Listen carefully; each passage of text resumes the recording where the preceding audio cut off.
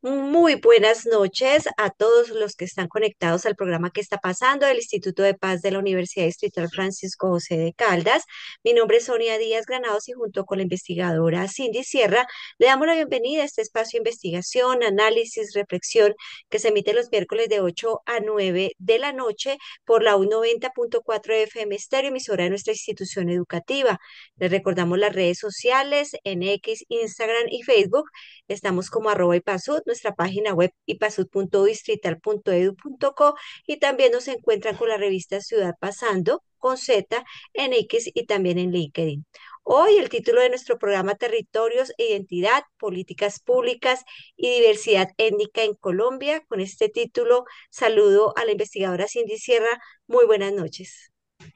Hola Sonia, a ti, a nuestra muy amable audiencia y por supuesto a nuestros invitados de lujo de esta noche, muy buenas noches. Bienvenidos a un espacio para reflexionar sobre las complejidades de construir políticas públicas en un país como Colombia, que se supone o que está reconocido por ser pluriétnico y multicultural, al menos sobre el papel de la Carta Magna del 91. Hoy nos preguntamos, ¿las políticas públicas representan una verdadera inclusión con enfoque diferencial y perspectivas propias de los pueblos indígenas, negros y rom? ¿O se limitan a traducir esas visiones al marco occidental que rigen nuestras leyes? Junto a nuestros invitados exploraremos estas tensiones y desafíos desde el territorio, la justicia, la sostenibilidad y sobre todo la identidad de los pueblos. Los invitamos a traer ese tintico, esa guapanela para escuchar a nuestra invitada, invitado en esta noche fría bogotana, que nos gustaría, Sonia, nos presentes a los invitados. Claro que sí, yo acá tengo mi tintico para empezar esta conversación y empezamos entonces saludando a Adriana Fernández. Ella es socióloga de la Universidad Nacional de Colombia, es magíster en estudios latinoamericanos de la Universidad Javeriana con énfasis en estudios culturales y rurales. Tiene más de 10 años de experiencia en entidades del sector agrario, especialmente en temas relacionados con derechos territoriales, conflicto armado en comunidades, en pueblos y comunidades étnicas, tanto indígenas como negras, y actualmente hace parte del equipo de asesoría técnica de la UPRA, que es la Unidad de Planificación Rural Agropecuaria, apoyando temas relacionados con territorialidades étnicas y campesinas. Adriana, muy buenas noches, bienvenido a este programa. Buenas noches para ustedes, para Sonia, Cindy, Juan David, compañero de otros momentos y por supuesto para la audiencia, muy buenas noches. También nos acompaña Juan David Ayure, abogado egresado de la Universidad Nacional de Colombia y especialista en Derecho de Tierras de la Universidad Externado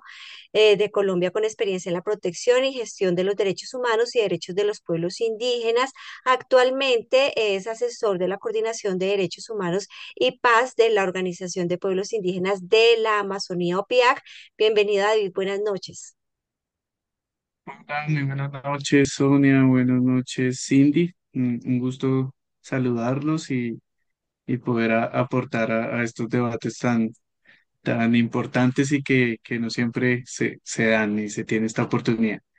También saludar a Adriana. También nos hemos cruzado en diferentes momentos, espacios y muy chévere contar con su experiencia y su visión también. Entonces, un saludo a todas. Muchas gracias.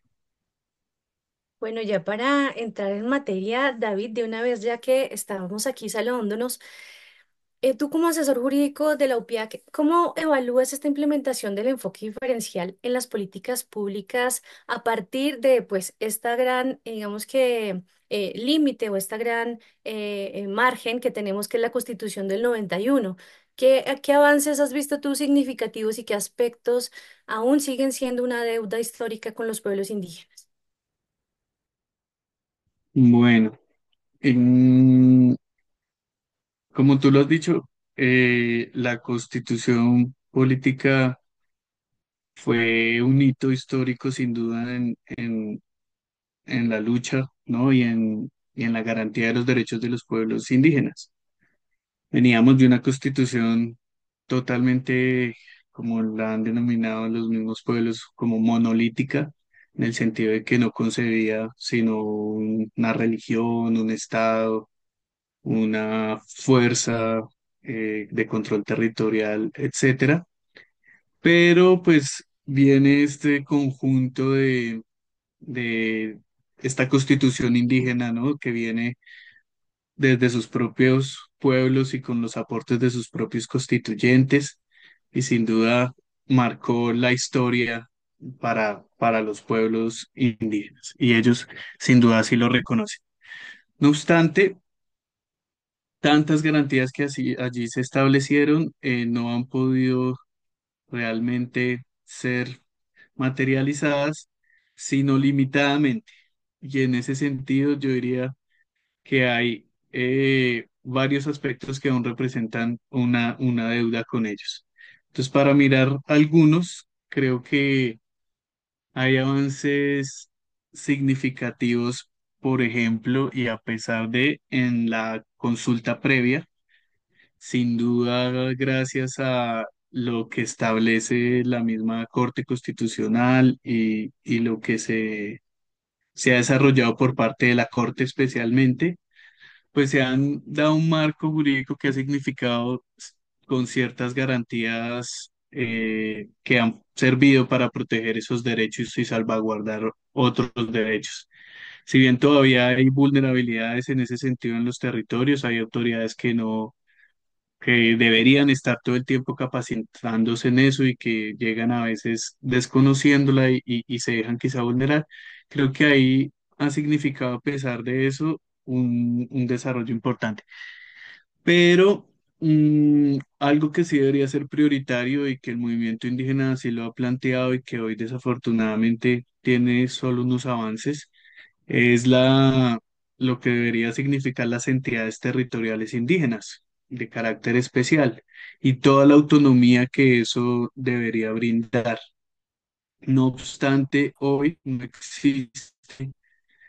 todavía una política pública materializada, un sistema o algo que así lo haga. Existe un decreto del 632, pero este decreto no ha logrado montar todavía consejos efectivos que logren esa independencia, sino muy limitadamente todavía, a espera de algo que sí desarrolle la Constitución realmente y les brinde sin tanto requisito y sin tanta vuelta que implica recursos y discusiones, realmente ser una entidad territorial con todas esas garantías. Y otra que me gustaría hablar, que es otra deuda importante que ahora se está avanzando y va para el Congreso de la República, es la ley de coordinación entre la Jurisdicción Especial Indígena y la jurisdicción ordinaria. Esto lo está en la Constitución y es algo que ha sido muy importante para los pueblos porque se han hecho muchos atropellos a la justicia propia y a esa libre determinación y de cada pueblo en torno al ejercicio de justicia ordinaria. Entonces, hasta ahora se construyó de la mano de los pueblos indígenas, se llevó a consulta a territorios y tenemos hoy un proyecto de ley con el que, bueno, se espera suplir esa deuda con los pueblos y hayan reglas más claras y con todas las garantías para ellos. Y cierro con otro, que hay avances significativos, pero que todavía es, es un, es un proyecto y es todo lo que implicaría y hay que construir en torno a los pueblos indígenas como autoridades ambientales. Sale un decreto recientemente,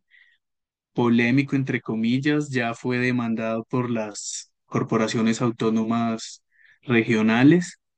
porque, porque bueno, hay muchos intereses ahí alrededor de estos, ¿no? Y de lo que puede implicar darle esas capacidades a los pueblos. Sin embargo, hay un avance en torno a ese decreto que todavía no desarrolla, no construye todo lo que habría que construir para poder que sea una realidad,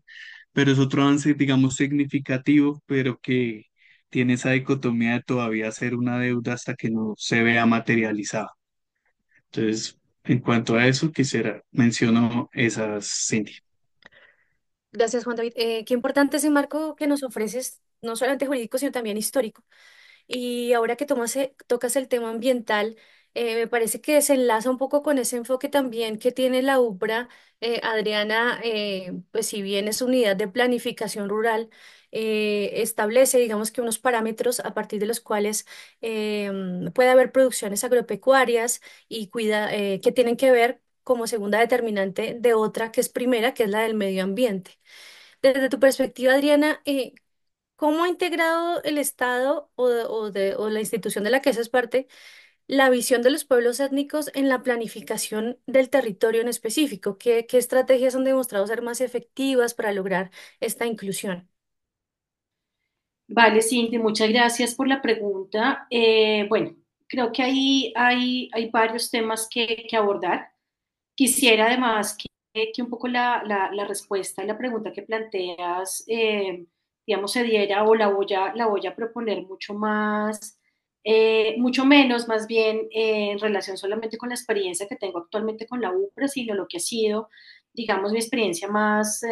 pues, académica por un lado, pero también de trabajo en otras instituciones del sector agrario, en este caso específicamente la Unidad de Restitución de Tierras y la Agencia Nacional de Tierras. ¿Y por qué lo menciono? Porque la UPRA tiene una particularidad. Como sabemos, bueno, o para la audiencia también, quienes no lo sepan, la UPRA es la unidad de gestión, digamos, que apoya, es una entidad asesora de política del sector agropecuario y de desarrollo rural.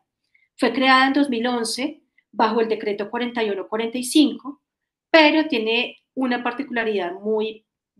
especial, que la hace muy especial en ese sentido, y es que dice el artículo 3 de este decreto que el objeto de la UPRA, que es precisamente eso, apoyar en la gestión de territorio, dar insumos, brindar insumos para la gestión del territorio, se excluye de los territorios étnicos. Las comunidades étnicas, los territorios étnicos están excluidos del objeto de la UPRA. No obstante, hay un parágrafo también de ese mismo artículo que señala que solamente la UPRA podrá, digamos, cumplir ese objeto misional en territorios étnicos cuando las comunidades étnicas lo soliciten. Creo que eso, y aquí, pues, como lo mencionaba, quiero hablar más desde la perspectiva, digamos, que me ha dado el trabajo en el sector y también mi experiencia académica. Creo que eso ha sido pues, realmente ha sido un limitante para que desde la entidad se pueda entender y comprender y además cumplir la misionalidad finalmente que le asiste, y es pensarse en la gestión del territorio de forma integral. No porque la UPRA necesariamente no tenga, digamos, en sus análisis y en muchos instrumentos que produce una visión sobre los territorios étnicos, pero el mismo sentido, sujeto misional, ha hecho que en algunos casos un poco tenga que voltear o tenga que, digamos, realizar otro tipo de gestiones o de consultas, si se quiere, para poder lograr un diálogo y una interlocución con los territorios étnicos. Tú señalabas hace un momento un ejemplo bien interesante y es las áreas de protección para la producción de alimentos, que son un determinante de ordenamiento territorial que pues existía en el país, pero que toma una fuerza especial a través de la ley 2294 de 2023, que es la que acoge el Plan Nacional de Desarrollo. Ahí se establece como segundo determinante de ordenamiento estas áreas pues para proteger el derecho humano a la alimentación. La UPRA tiene la misión de avanzar en su identificación y brindar insumos al Ministerio de Agricultura para que estas áreas sean posteriormente declaradas. No obstante, precisamente digamos que ese camino que hasta ahora se está transitando para además lograr incluir a los territorios étnicos o entender cómo es que vamos a incluir a los territorios étnicos en estas áreas para proteger el derecho humano a la alimentación, ha sido, pues, es un proceso muy incipiente, y además siempre está la pregunta también dentro de la UPRA y es cómo lo hacemos, cómo lo vamos a abordar, cuando pues el decreto 4145 de 2011 de creación de la UPRA, como lo mencionaba, establece pues que ese objeto misional tiene limitaciones en torno a los territorios étnicos. De forma personal, muy personal, quiero señalar en ese sentido que es muy, digamos, un poco contradictorio dentro de la planificación o cómo se ha pensado, digamos, la entidad, y específicamente cuando se pensó el nacimiento de la misma como una entidad técnica de apoyo al ministerio que haya quedado ese limitante, porque para muchos sí puede haber sido leído tal cual como cuando hay territorios étnicos simplemente volteo y porque eso no me toca, pero precisamente la apuesta y creo que en eso, digamos, está la perspectiva que nos abre el Plan Nacional de Desarrollo y pues esta apuesta actual de gobierno y pues de la UPRA también como una entidad que está en constante proceso de cambio y también que está entrando mucho más a leer los territorios, incluso desde esta misma declaratoria de las áreas de protección para la producción de alimentos, pues nos está brindando definitivamente nuevos retos y es precisamente poder interlocutar con las comunidades. Quisiera simplemente señalar que si bien, digamos, esta es la situación que he conocido en la UPRA y que también, digamos, me origina, digamos, y me ha puesto retos como profesional precisamente en la labor a la cual pues me he vinculado, ha habido otras experiencias o existen otras experiencias dentro de la UPRA que han sido muy valiosas, por lo menos pues que he podido pues compartir este año, y es que la UPRA está vinculada a procesos de cumplimiento de medidas cautelares, de restitución de tierras. Específicamente, este año hemos trabajado muy de la mano con el Ministerio de Agricultura, ya que estamos pues conjuntamente incluidos en la orden, en la formulación de un plan de ordenamiento productivo agropecuario para un resguardo indígena que se llama Ojala Turbia, que está ubicado en Barbacoas y Tumaco, entre Barbacoas y Tumaco. Un territorio que ha sido víctima del conflicto armado, donde pues sí, sus comunidades pues finalmente también han sido objeto de desplazamiento, confinamiento, obviamente asesinatos. Entonces, esta experiencia, digamos, por una orden judicial, de que la UPRA esté pensándose en la planificación en el territorio, digamos, en esta experiencia que ha sido Ojalá Turbia, creo que es bien interesante y brinda a la entidad también un conocimiento y una experiencia que esperamos pues pueda ser mucho más grande en lo que viene con las APA, las áreas de protección para la producción de alimentos, y en general pensándonos el territorio como una construcción mucho más compleja, donde además de las comunidades campesinas, están las comunidades negras, las comunidades indígenas, que además no son territorios donde hayan unos límites muy claros, sino que cuando nos estamos pensando en la planificación del territorio, debemos pensar eso en una conjunción, en una diversidad de comunidades y además en diferentes situaciones que pues como UPRA debemos estar pues a la altura. Y bueno, no hablo como UPRA, pero sí pensando en la planificación agropecuaria, en los retos que como Estado y como gobierno en este caso tenemos en ese sentido. Con respecto a lo que dice Adriana, pues nos lleva a preguntarnos casos como los resguardos indígenas en la Amazonía, en los consejos comunitarios afrodescendientes del Pacífico, se reflejan tensiones entre la cosmovisión territorial de las comunidades y los intereses extractivistas. Entonces, Adriana, ¿cómo pueden las políticas públicas garantizar el respeto a los territorios ancestrales frente a esos desafíos?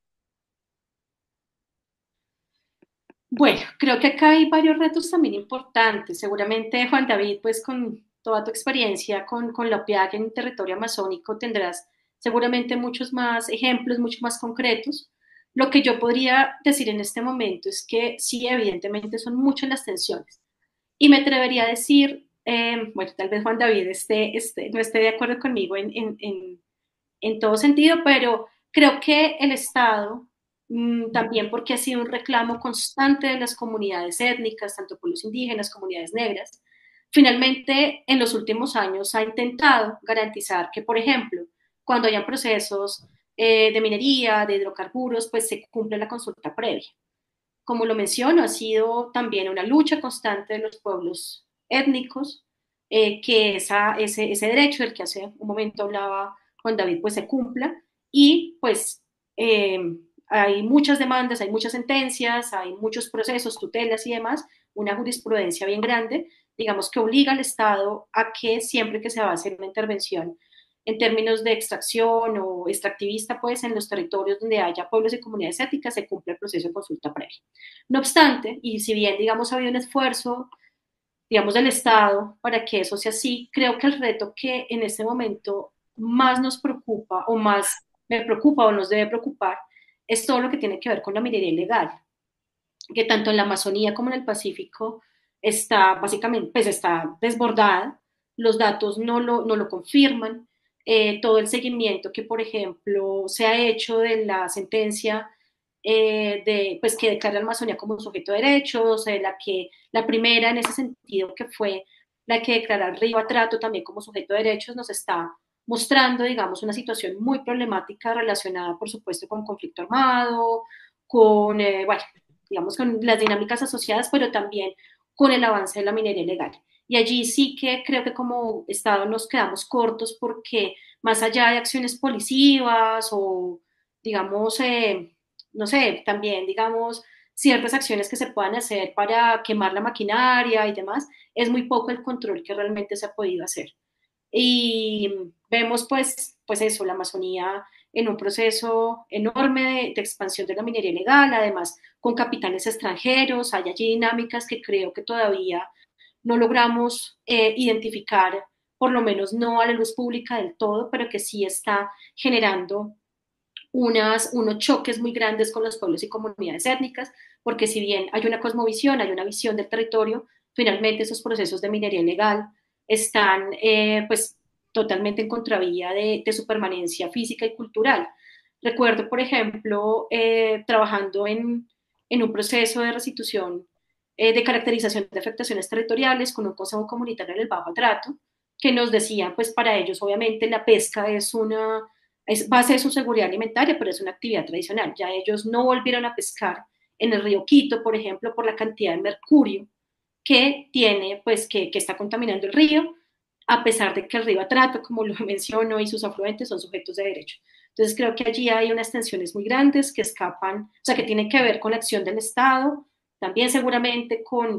y con el, digamos, el avance de todas estas economías ilegales extractivistas que, tal cual como lo mencionas, en territorios del Pacífico y de la Amazonía están desafortunadamente bastante arraigadas. Mm. David, ¿tiene que decir algo al respecto? Sí, por favor, brevemente. Sí, lo primero es que no, para las autoridades en general, y creo que la perspectiva política del movimiento indígena, por intentar tomarlo, es que la minería ilegal, tanto la legal como ilegal, son nocivas y son igual de peligrosas y hay que igual prevenirlas y evitarlas. Sin embargo, sí estaría de acuerdo en las graves consecuencias que la minería ilegal particularmente está afectando en varias dimensiones, cultural, territorial, incluso organizativa, em, a los pueblos, a los pueblos y es particularmente grave. Ahorita hay un caso que, que es un ejemplo de ello y es que Libero Cobre tiene unas aspiraciones territoriales en la zona andino-amazónica de Mocoa Putumayo. Y, y creo que no hay un consenso entre autoridades quizá entre el riesgo que representa para el territorio las actividades extractivas de millones y millones de toneladas de cobre que aspiran a sacar en un territorio andino-amazónico rico en agua y en biodiversidad inimaginable. Sin embargo, y aclarando un poco por qué la consulta previa, por más que se han hecho avances, lo decía yo y creo que es algo, no es un derecho de veto, ¿no? En algún momento y luego de cumplir con todas estas adecuaciones que exija cada pueblo que se consulte, no representa necesariamente un derecho de veto, sino que en un punto se puede imponer el ejercicio de la empresa sobre las decisiones que las comunidades y pueblos indígenas pongan sobre la mesa. Por eso sigue el riesgo y el miedo y la prevención frente a todo lo que significa el extractivismo, sino que, me iba a referir a ese caso, eh, es fácil para la empresa permear hoy en medio de además un factor importante en esta coyuntura que es esta crisis de la coca y todo esto, teniendo en cuenta departamentos uno como el Putumayo, uno de los de mayor economía alrededor de la coca, pues están ofreciendo trabajo, dádivas, sobornos,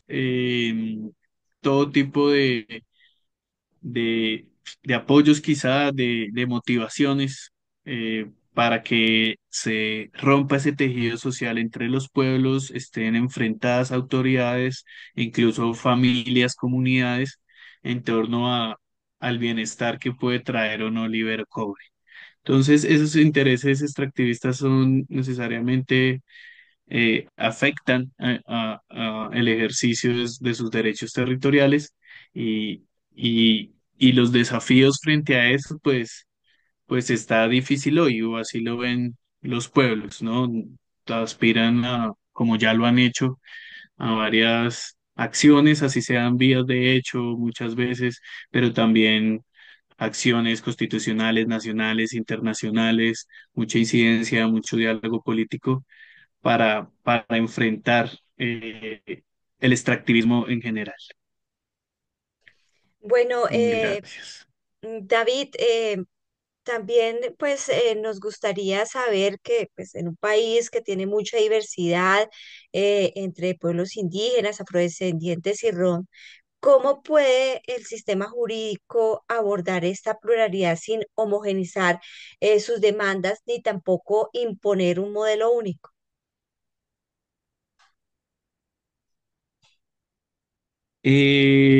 Bueno, eso ha sido todo un reto, hay que decirlo. Como si veníamos de una constitución, una perspectiva muy cerrada frente a la diversidad cultural y tenemos ya una que uno podría decir muy garantista, al menos en sus planteamientos principales y sus fundamentos. No obstante, montar todo esa pluralidad, tanto en el sistema jurídico como ni hablar en la sociedad misma, pues ha sido todo un proceso y ha sido un gran reto y un desafío. Y, y como casi todos los derechos de los pueblos, pues no han sido regalados. Por más que han estado establecidos en la Constitución, no se han desarrollado, sino en la medida que ellos han priorizado y han luchado por esa implementación. Entonces, y para hablar específicamente de los pueblos, hablar de esa homogeneización, pues es aún más complicada, ¿no? Porque estamos hablando de 115 pueblos indígenas, cada uno con sus usos, costumbres, territorios, historia propia. Y también cuando uno habla de pueblos indígenas, pues es difícil hablar de todos estos 115 pueblos y asimilar a los amazónicos con los de la Sierra Nevada y así con los del Llano, con los de Arauca, pues es complicado. Pero hay avances importantes, ha habido voluntad. Les contaba yo que uno de esos retos de lo que más representa la autonomía es un poco la jurisdicción especial indígena y esas reglas claras de interacción con el Estado colombiano. Tenemos la ley de coordinación en el Congreso de la República que intenta que estos sistemas jurídicos coexistan y garanticen y no amenacen estos derechos territoriales, sin tampoco dejarles a ellos toda la libertad, pues, de, de hacer lo que quieran por encima de la ley y de la Constitución. Entonces, hacer ese equilibrio se ha avanzado y se ha logrado. Y gracias a que existe y se ha venido luchando y aún más en los últimos años, y es ese ejercicio de la consulta previa en las políticas públicas, especialmente hoy lo que es los planes nacionales de desarrollo. No había querido el gobierno nacional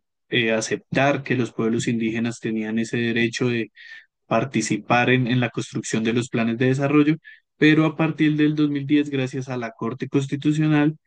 le tocó crear un aparato para que cada 4 años y unos procedimientos y unos acuerdos para que los pueblos participen en eso. Entonces ahí se han metido muchas garantías que han permitido que estos sistemas políticos jurídicos persistan, dialoguen y no se homogenicen sus demandas. Insisto que es más un reto interno de los pueblos poder concertar y ponerse de acuerdo sobre unos lineamientos en los que todos los 115 pueblos confluyen. Pero se ha avanzado en ese diálogo y en esa coordinación de sistemas. Adriana, además de que los pueblos con identidades étnicas son diversísimos, así como lo señala Juan David, sus formas de organización también lo son. Vemos consejos comunitarios afrodescendientes, cabildos y resguardos indígenas, las compañías en el caso de los rumaníes. Considerando tu experiencia en estos temas de territorialidades étnicas y campesinas, ¿cómo deberían las políticas públicas abordar esta diversidad en las formas de organización específicamente de los pueblos étnicos y en estas figuras particulares como los cabildos, los resguardos, los consejos comunitarios? Vale, bueno, creo que una de las claves, ya lo señalabas tú, lo señalaba Juan David, es que entendamos que estamos hablando de 115 pueblos indígenas,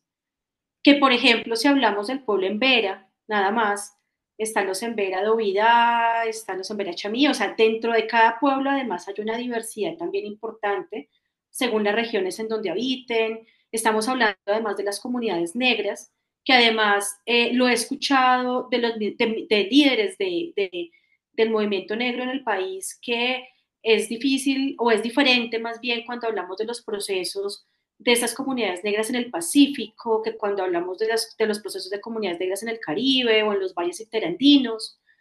y también pues ni se diga de las comunidades gitanas, que si bien pues digamos que su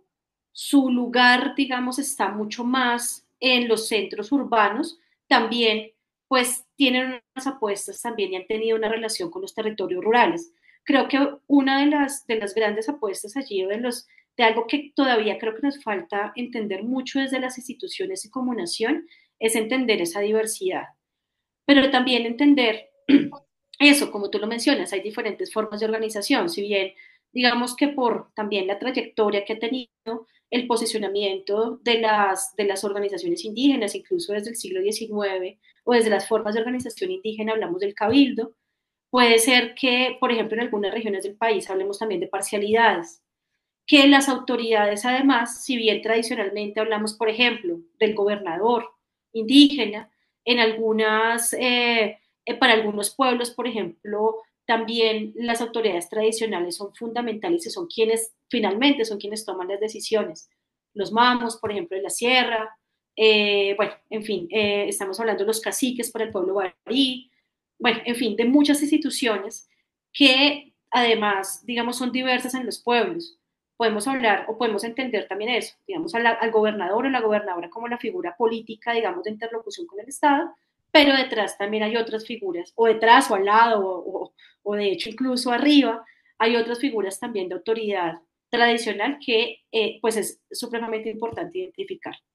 Si bien ha habido un recorrido en las políticas públicas, en las entidades, creo que casi que podría asegurar que no hay ninguna política pública en los últimos años que no tenga o no tenga que incluir o no incluya el enfoque diferencial étnico o esa visión también de pueblos y comunidades étnicas. Hay mucho todavía por transitar, por entender también precisamente esas formas organizativas y creo que la apuesta siempre será mirar hacia los territorios, entender esa diversidad. También quisiera mencionar algo que también, digamos, me ha pasado en otras entidades y es que se suele identificar desde el nivel central de Bogotá, por ejemplo, a las organizaciones étnicas de los municipios desde el registro que tiene el Ministerio del Interior. Sabemos, y lo ha hecho incluso la Corte, que hay un subregistro también y que además la identidad cultural no se define porque una institución pública lo reconozca, ¿sí? Entonces allí pues hay tanto de largo como de ancho, pero también, digamos, es importante revisar esos procesos desde lo local, Vemos, por ejemplo, en el Caribe, para referirme a las comunidades negras, en el Caribe hay un proceso también desde hace unos años de volver a recoger, digamos, esa identidad como comunidad negra, como pueblo negro, y muchas veces esos procesos aún no se conocen a nivel nacional, sino que todavía son procesos organizativos muy desde lo local, que posiblemente tienen una relación o un diálogo más con las alcaldías o con ciertas dinámicas regionales que con el nivel nacional. Entonces, poder también eso, tener una lectura desde los territorios, como profesionales también, que nos acercamos a los territorios desde nuestras diferentes profesiones, pues poder precisamente eso, entender esa diversidad, poder dialogar también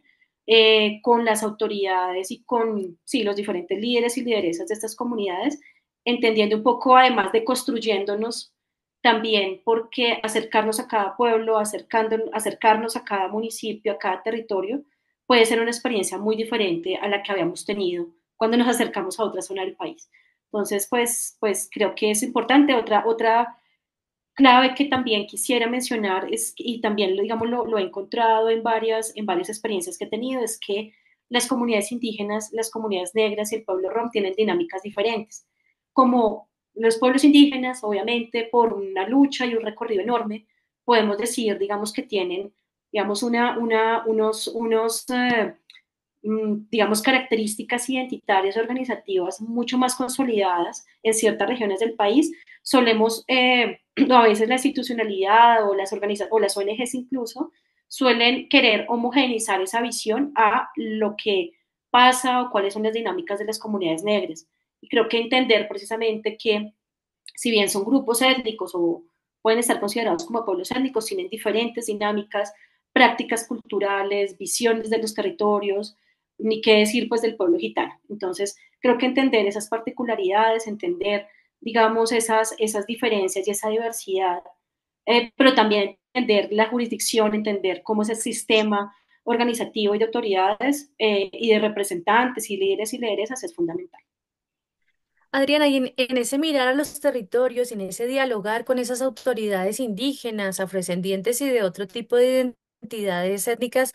¿eso cómo se da? ¿Se puede entender como una traducción, digamos, de lo citadino, de lo mestizo, de lo occidental, para tratar pues también de comunicarse con ellas y ellos? O porque también en ese centralismo que tú mencionas, o en esa jerarquía también que se impone a los pueblos, hay unas solicitudes de papeleo, unas acciones burocráticas que ya vamos, ya hablando de lo práctico, van a ser finalmente obstáculos para que esas personas accedan a una política pública, así como la vemos pues los citadinos y los mestizos. ¿Cómo acortar esa brecha? ¿Cómo en vez de traducirles lo que se hace desde lo mestizo, empezar a incorporar esas cosmovisiones que, bueno, vimos que son muy diversas, pero desde lo práctico, pues ayudar a acercar esa comunicación primera para la implementación de políticas públicas desde lo étnico? Sí, es un tema bien, bien importante porque creo que la tradición en este país es tal cual como tú lo mencionas, es tratar de adecuar a la organización misma de los pueblos indígenas, comunidades negras, al lenguaje y a lo cómo se construye la política pública desde el Estado. Entonces, a veces hablamos no no sé, de una construcción conjunta de una política en los territorios, sino de el Estado construyendo unos lineamientos y metiendo el enfoque étnico, digamos, un poco a las malas y justificándolo con una o dos reuniones con las comunidades, pero pues finalmente eso no es como tal, creemos y creo que estamos de acuerdo, quienes estamos presentes y también esperamos nuestra audiencia, no es finalmente también una política o no es una forma en que el Estado realmente debería incorporar la visión de los pueblos y comunidades étnicas en la ejecución y en la implementación de políticas públicas. Creo que hay un camino muy grande, digamos, que ya se ha recorrido, también lo mencionaba Juan David y se ha hablado, lo que fue la Constitución de 1991, hay también leyes, creo que este país es de los países, por lo menos de la región, que más normas, jurisprudencia y demás tiene pues respecto a los derechos de los pueblos y comunidades étnicas, ni qué decir de la ley 21 que adopta el convenio 169 de la OIT. Digamos que ahí hay unos desarrollos muy importantes. Hay un camino recorrido, por supuesto, desde la lucha también de los pueblos y comunidades étnicas, pero creo que todavía es para la institucionalidad un reto aún enorme, mucho más instituciones tan centralistas en muchos casos, poder finalmente también, como tú dices, de repente ir cerrando esa brecha. Creo que parte también mucho de un imaginario, y es como, digamos, de muchos imaginarios más bien de cómo se ha construido la nación colombiana, y es desde esa visión centralista, en palabras de una autora que digamos, me gusta mucho seguir en este tipo de conversaciones, que es Margarita Sergi, una profesora antropóloga ella habla también de eso, de los territorios imaginados, de cómo finalmente este país se ha construido desde una visión andina, elitista, blanca, y finalmente, pues si bien lo reiteramos, hay un recorrido importante, todavía nos cuesta y creo que, por ejemplo, procesos de consulta previa, como lo mencionaba Juan David, lo que, por ejemplo, hace poco estuve cercana a la consulta previa para el decreto, pues, pues, toda esta normativa respecto al catastro multipropósito, creo que allí hubo unas apuestas muy importantes del movimiento indígena, también por su lado de los procesos de comunidades negras, para que de esa visión del territorio cada vez, y que el Estado mismo y el gobierno y las políticas públicas puedan ir mucho más allá de la visión del territorio que queremos imponer, digamos, o que nos imaginamos desde el centro, sino que sea precisamente esa lectura diversa de los territorios de las comunidades indígenas. Creo que todavía somos un país multiétnico, pluricultural, tú lo mencionabas, así lo dice la Constitución, pero finalmente emerger a un Estado mucho más intercultural, si se quiere, es un reto y creo que pues pues a eso nos debemos encaminar y ha sido finalmente también la lección de pues que las autoridades étnicas y todo el movimiento indígena, movimiento de comunidades negras, del pueblo rom, pues nos ha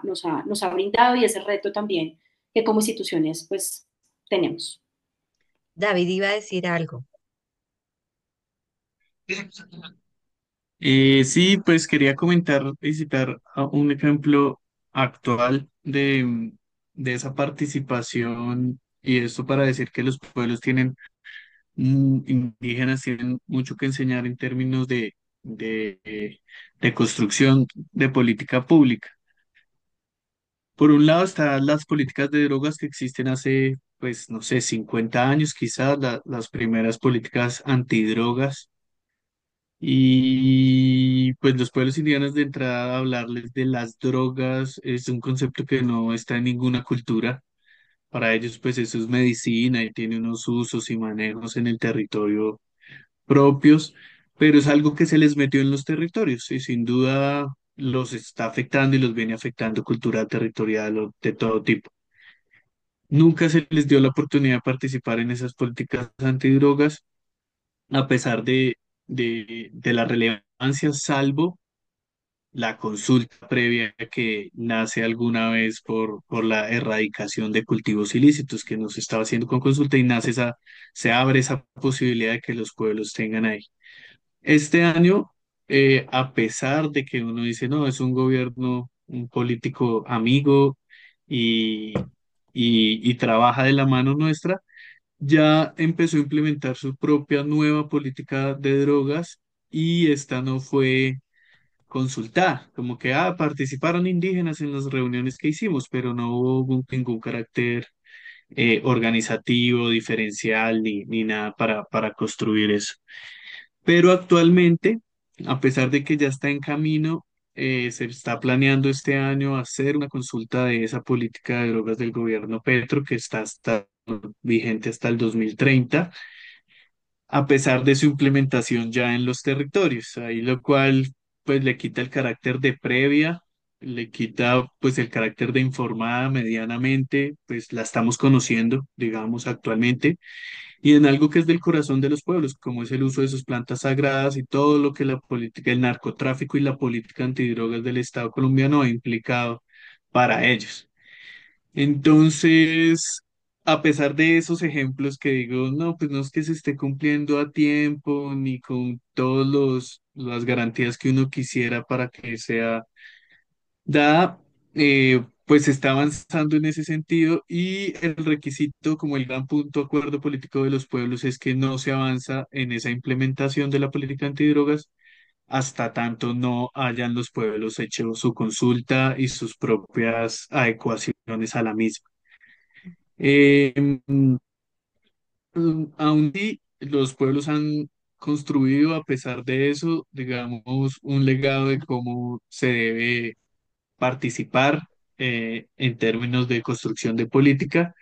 porque muchas de esas políticas que ellos eh, eh, promueven, pues son iniciativas propias que le exigen al gobierno y que el gobierno muchas veces, eh,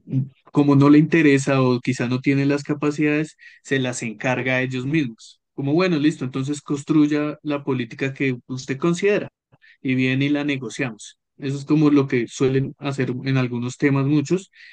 Y llega la propuesta enterita desde los pueblos, en el caso de los pueblos indígenas, y ellos se limitan a conocerla e intentar concertarla. Por supuesto, no la entienden muchas veces, no le encuentran un montón de obstáculos jurídicos, etcétera, pero como movimiento, pues se entiende que es un proceso de concertación, de diálogo, de llegar a unos acuerdos, digamos, de buena fe, que nos sirvan a todos, argumentados política y técnicamente, pero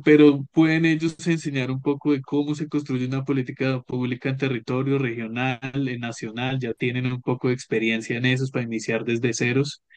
y creo que tienen un proceso avanzado del que se puede aprender en términos de construcción de política pública desde sus mismos organizaciones y autoridades. Mm.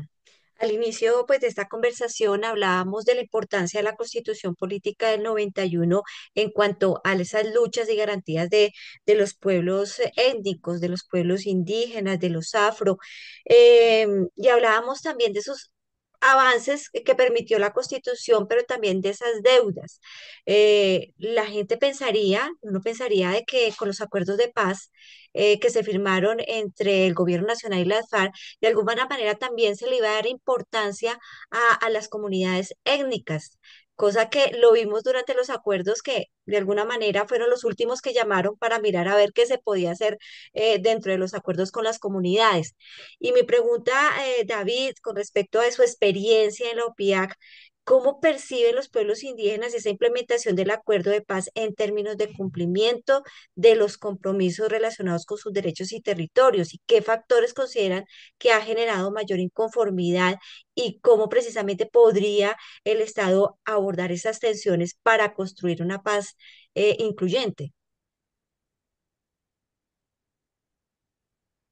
Bueno, muchas cosas ahí, pero vamos a intentar. Los pueblos indígenas sin duda respaldaron, acompañaron todo el proceso de diálogo y siempre estuvieron ahí dispuestos a colaborar con todo lo que fue la construcción de ese acuerdo de paz. Sin embargo, como tú lo dices y como ha sucedido, pero bueno, al menos eso fue un avance. Llegaron a la mesa de diálogo, alcanzaron a construir un documento, un capítulo étnico que consagró algunas salvaguardas sin tampoco poder ahondar mucho en, en cada uno de los puntos del acuerdo. Hoy hay un sinsabor por parte yo diría, del movimiento indígena y también lo digo como derechos humanos y la Comisión de Derechos Humanos de la que hacemos parte, en, pues en términos de lo que allí se prometió y lo que ha pasado hoy en los territorios. Entonces voy a mencionar algunos de estos puntos que representan, digamos, mayor inconformidad o sobre los que se pensó iba a resolver y no ha sucedido. Por un lado, hubo un inconformismo con esos territorios que supuestamente pues quedaron excluidos de los programas de desarrollo con enfoque territorial, quedaron excluidos del acuerdo de paz en sí mismo. En el caso de la Amazonía colombiana, pues el Baupés, el Amazonas y Guainía no hacen parte de estos programas, lo cual ha generado ahí una tensión porque pues ellos sintieron ese menosprecio a la violencia que les tocó sufrir, que realmente es mucho mayor de lo que el país conoce y sino que ha sido muy invisibilizada ya en lo profundo de estos departamentos. Y por otro lado están los que sí tienen PDET y todo lo que eso implica en términos de institucionalidad, pero que no les han cumplido, sobre todo como iniciativas indígenas específicamente. También eso se creó unos mecanismos especiales de consulta donde las autoridades indígenas iban a poder priorizar, dar lineamientos, impulsar, hacer seguimiento a estos proyectos, pero eso tampoco ha operado como se ha querido y no han tenido la participación que creyeron que iban a estar. Eso para no hablar la limitación en ejecución y, y de alcance de los mismos proyectos. Otro tema que es de su preocupación directa y que no se desarrolla y que no avanza es la sustitución de cultivos, ¿no? La superación del problema de las drogas ilícitas y los pueblos iban a tener allí una ruta indígena que garantizara esa estabilidad para hacer el tránsito a las economías lícitas. Esto nunca sucedió, pues no existe una política hoy diferenciada indígena para la sustitución de cultivos o cualquier programa que así lo garantice y por tanto, pues no tiene ningún efecto o muy poco en los pueblos. Y en eso hay que avanzar, sin duda, y es un mandato de ese movimiento y esas autoridades. También lo que se ha hecho con el Sistema Integral de Justicia y Paz, inicialmente se hizo una consulta previa muy incluyente, se crearon unos protocolos de relacionamiento con la JEP, con la UEPD, sí, la Jurisdicción Especial para la Paz, la Unidad de Búsqueda de Personas Dadas por Desaparecidas, la Comisión de la Verdad. Se trabajó de manera conjunta, pero hoy esa relación no está tan armónica. Em, el poco avance, digamos, de la jurisdicción especial en términos del caso de crímenes contra pueblos indígenas. Y, y sí, se han creado muchas expectativas, ¿no? En torno a esa jurisdicción y hoy todavía no se ven estos planes de reparación, no se ven a estos grandes responsables que ellos conocieron y que esperan que al menos hablen o llevarlos ante un tribunal. No ha sucedido, no para el caso 009, no en la Amazonía. Entonces es una deuda ahí, la UEPD igual, hay un órgano interlocutorio entre el movimiento y la UEPD, se hicieron algunos trabajos conjuntos, pero hoy podríamos decir que si está atrasada la búsqueda en general en el país, pues con pueblos indígenas en territorios indígenas, creo que está aún más, el universo no se ha ampliado, los territorios con repositorios de cuerpos no se han identificado, entonces pues ahí estamos. Y bueno, y con la Comisión de la Verdad sí se hizo quizá un mejor trabajo y que se acabó y que resultó en un informe, pues que los pueblos sienten que tuvieron una participación. Pero entonces ahí la relación más o menos hay que pensar bien y avanzar en eso, hay los espacios de diálogo para mejorar esa relación. Y por otro lado, finalmente, las garantías de no repetición, ¿no? Todo lo que se dijo sobre la paz y sobre la estabilidad y la tranquilidad y toda esta tranquilidad que no llegó. Em, y es a lo largo y ancho del país la reconfiguración del conflicto y en la Amazonía, pues ni hablarlo, la gravedad de la crisis humanitaria en territorios históricamente golpeados como Putumayo y Caquetá, hoy bajo una disputa territorial muy grave, pero otros territorios donde antes no habíamos tenido un control territorial y rutas y minería ilegal y otro tipo de control, como es el Baupés o el mismo Amazonas. Entonces, la promesa de paz y tranquilidad tampoco pues llegó y hoy hay nuevas violencias y nuevas dinámicas. Entonces, así está la situación y eso podría mencionar algunos otros aspectos que a medias y que sienten los pueblos que no han significado un avance realmente importante para ellos. Sí, te lo preguntábamos también porque hemos visto en distintos medios que se convirtió en un tema fuerte ahorita de los pueblos indígenas, en particular de estas zonas que mencionas,